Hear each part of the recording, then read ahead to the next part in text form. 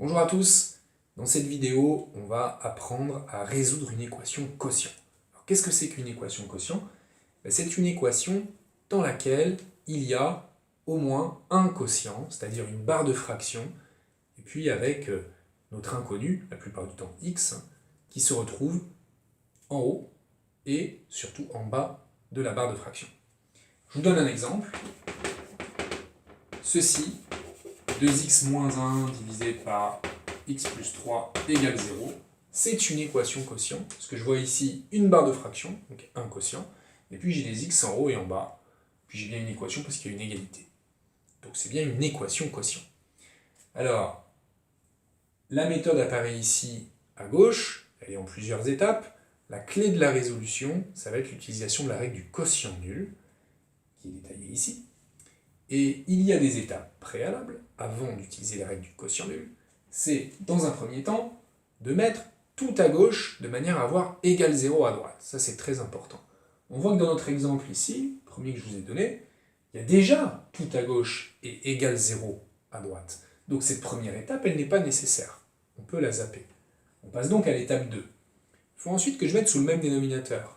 Là encore, j'ai une seule fraction, une seule barre de fraction, un seul quotient. Donc je n'ai pas besoin de mettre sous le même dénominateur, il y a une seule fraction.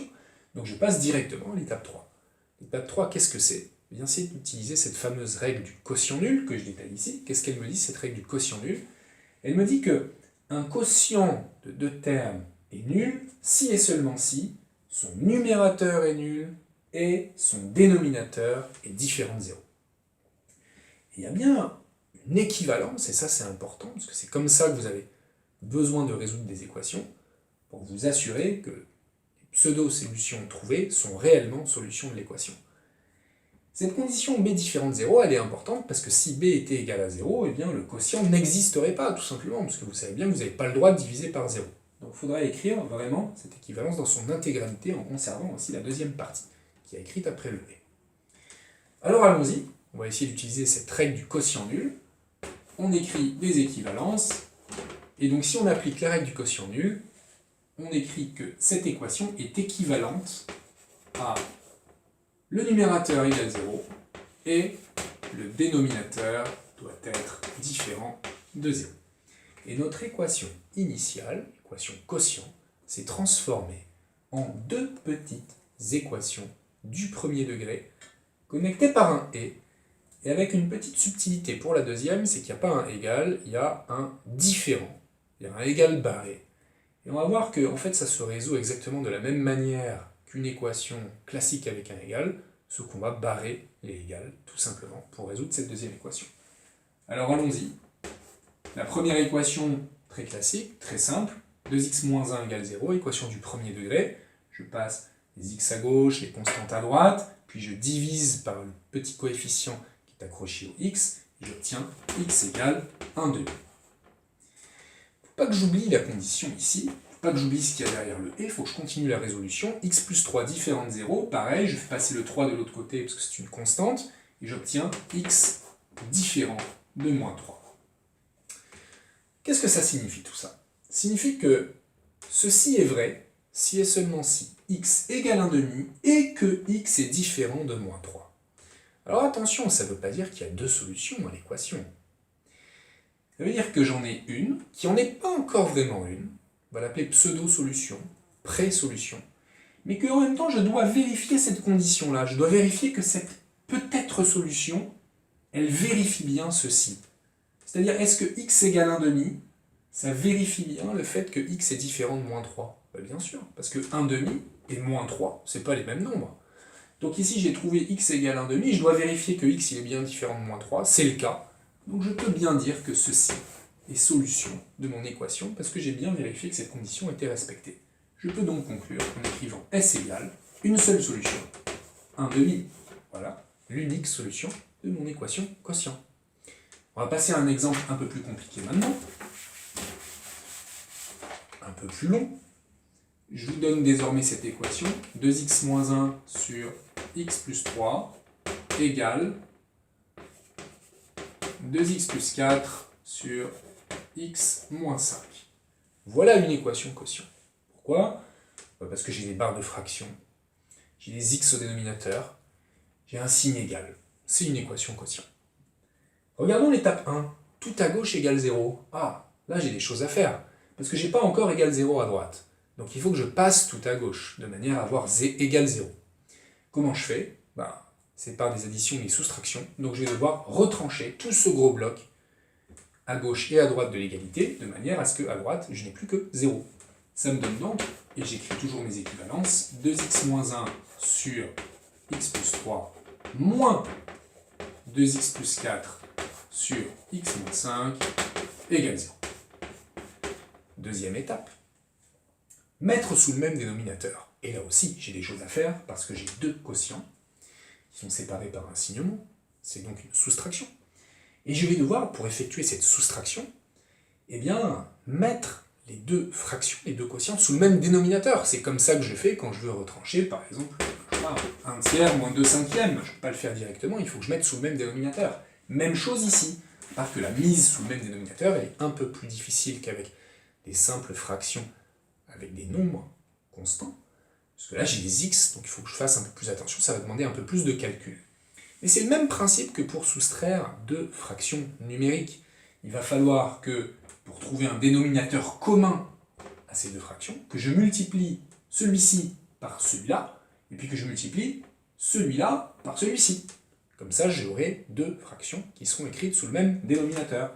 Donc ça me donne quoi? Ça me donne que cette fraction, je vais multiplier par x moins 5. Et attention, si je le fais en bas, il faut que je le fasse en haut. Donc fois x moins 5 aussi en haut.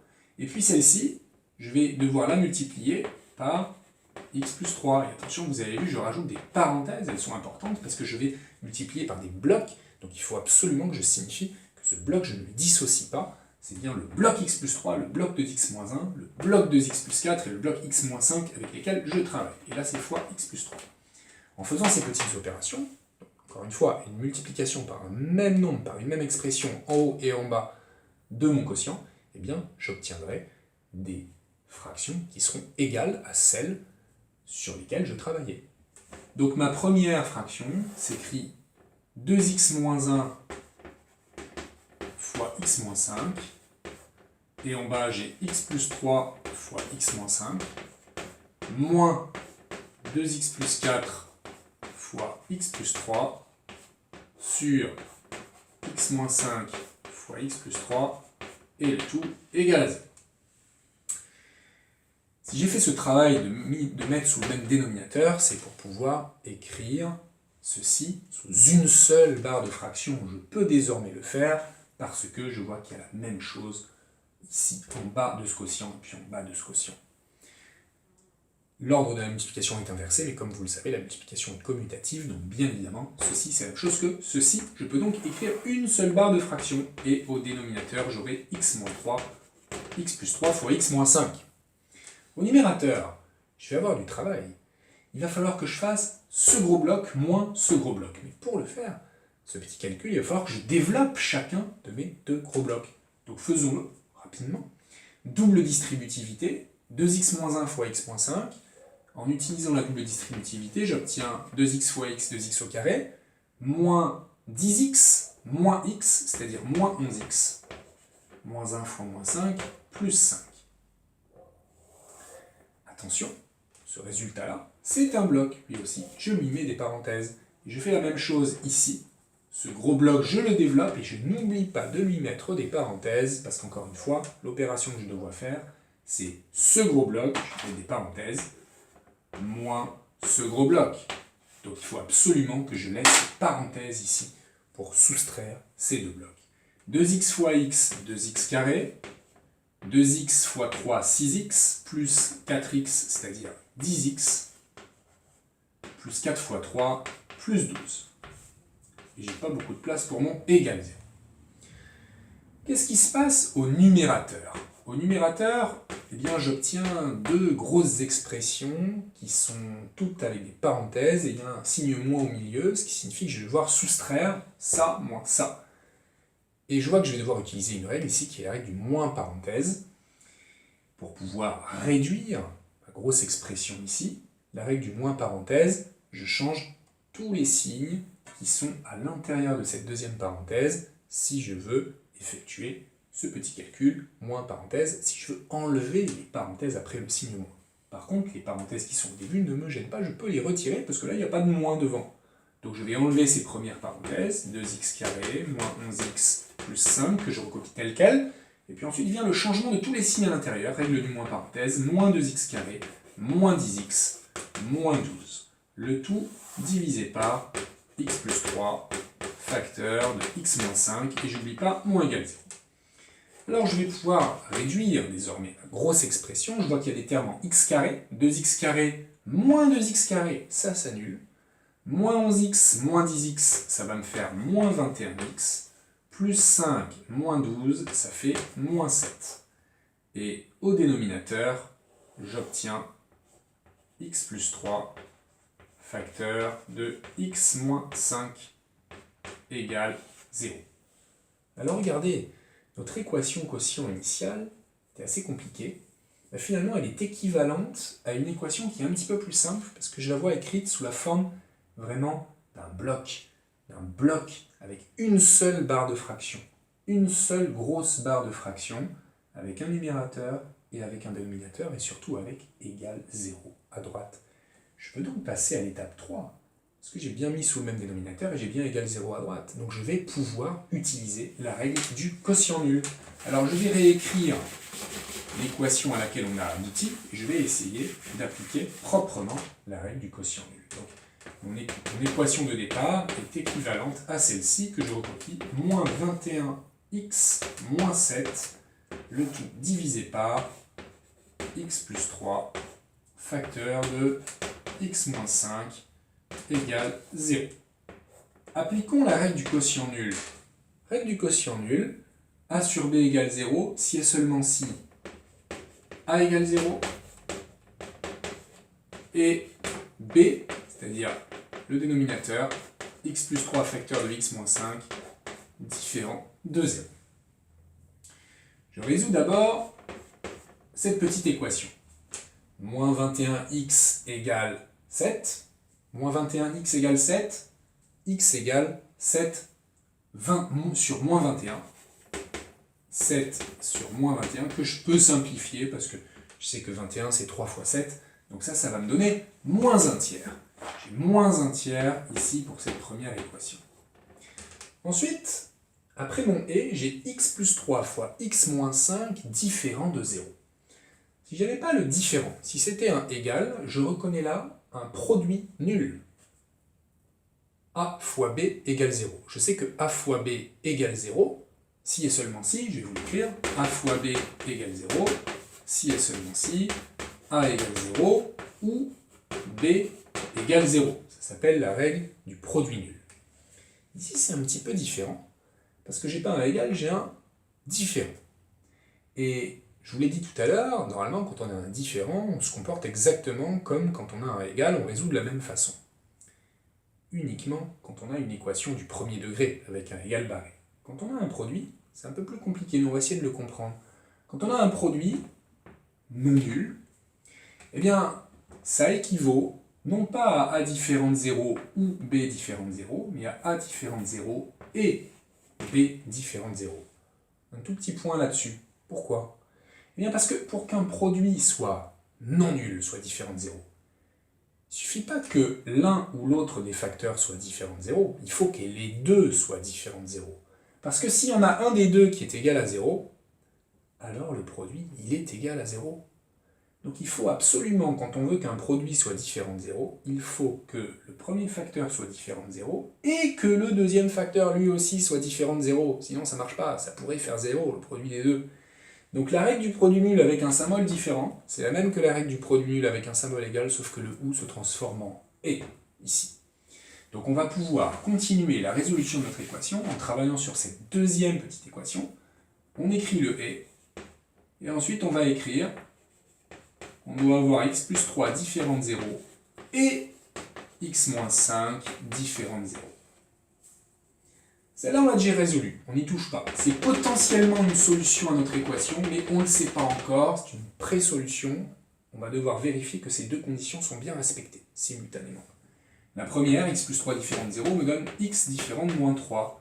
Et la deuxième me donne x différent de 5. Et on a fini. Qu'est-ce que ça veut dire tout ça? Ça veut dire que notre équation initiale, elle est équivalente. On a envie, pour ce type d'équation, de factoriser. Et donc si on veut factoriser, il faut soit qu'on trouve un facteur commun, soit qu'on trouve une identité remarquable qui nous permet de factoriser. Alors ici, il n'y a pas de facteur commun, puis celle-là, on commence à bien la connaître.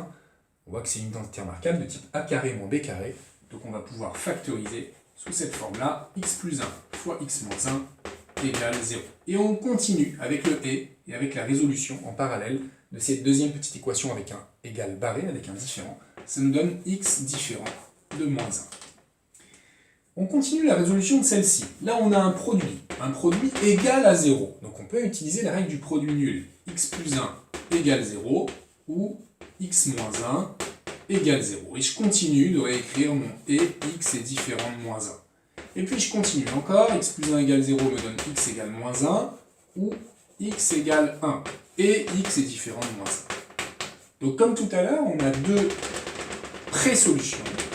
X égale moins 1 ou x égale 1. On ne sait pas encore si c'est vraiment des solutions, mais on a aussi une condition qui est x doit être différent de moins 1. Analysons cette phrase. Ceci c'est vrai si et seulement si x égale moins 1 ou x égale 1, et il faut que x soit différent de moins 1. Que pensez-vous de cette solution-là, x égale moins 1? X égale moins 1 et x différent de moins 1, ça va pas ça. Donc ça, c'était une pré-solution. Et comme x doit être différent de moins 1, ça veut dire que ça ne peut pas être une solution, puisque ce nombre-là ne respecte pas cette condition-là. Donc ça, c'est pas une solution. Je ne vais pas la noter dans l'ensemble de mes solutions. Voyons celle-ci maintenant. X égale 1. Est-ce que 1, c'est différent de moins 1? Bien sûr. Donc là, cette condition est respectée pour cette valeur-là. Et donc, on a une solution qui est celle-ci. X égale 1, S égale 1. Voilà l'unique solution à mon équation quotient. Bon, en effet, si je remplace x par 1 ici, j'obtiens 1 carré moins 1, ça fait bien 0, divisé par 2. 0 divisé par 2, ça fait bien 0. Essayons de comprendre ce qui se passe. Pourquoi moins 1, on a dû le rejeter? Mais parce que moins 1, ça annule bien le numérateur, donc ça fait bien 0 en haut. Mais en bas, moins 1 plus 1, ça fait aussi 0. Donc quand x vaut moins 1, en haut ça vaut 0, et en bas ça vaut 0. Et on n'a pas le droit de diviser par 0. C'est pour ça que x égale moins 1 ne peut pas être solution d'une telle équation. Mais en utilisant notre méthode, on a bien retrouvé ce qu'on devait trouver, c'est-à-dire le fait qu'il y a une unique solution à l'équation x carré moins 1 sur x plus 1 égale 0. On récapitule la méthode, très importante, pour les équations quotients, tout à gauche, 0 à droite, même dénominateur, et puis la règle du quotient nu. Vous verrez peut-être, avec certains professeurs, on utilise la notion de domaine de définition d'une équation, et la règle du quotient nul ne s'écrit pas tout à fait comme celle-là. Parfois elle s'écrit sans équivalence, parfois elle s'écrit quand même avec une équivalence, mais il y a un travail de vérification à la fin. La méthode que je vous propose, c'est une méthode qui nous permet de ne pas perdre l'équivalence en cours de route, et finalement d'enchaîner de manière assez fluide et assez logique la résolution de notre équation. Même si elle passe parfois par des et avec des règles du produit nul avec des symboles différents qui sont un peu délicates, mais ça vous permet d'avoir une rédaction très propre et d'être sûr de vos résultats.